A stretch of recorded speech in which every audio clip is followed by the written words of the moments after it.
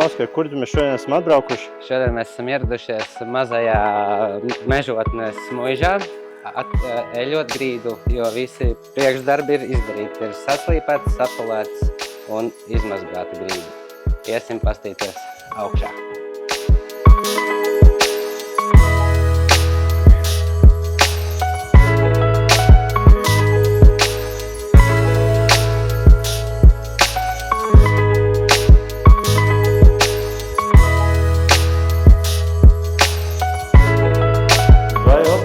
Šīm grīdām ir nepieciešama kaut kāda īpašā eļļas? Jā, šīm grīdām tieši konkrēti būs ļoti liels slodzes izturība, jo šis būs numuriņš, kur cilvēki staigās iekšā ārā ar apaviem un tā, un tāpēc šeit būs ļoti liels slodzes izturība eļļa.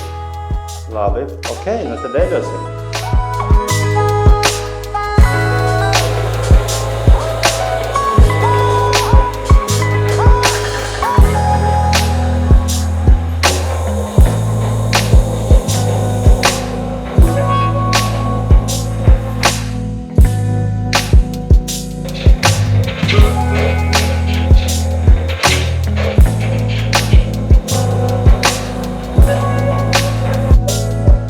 Saka, Oskar, vai ir kaut kāds papildus veids, kā aizsargāt šīs grīdas pret nodilumu?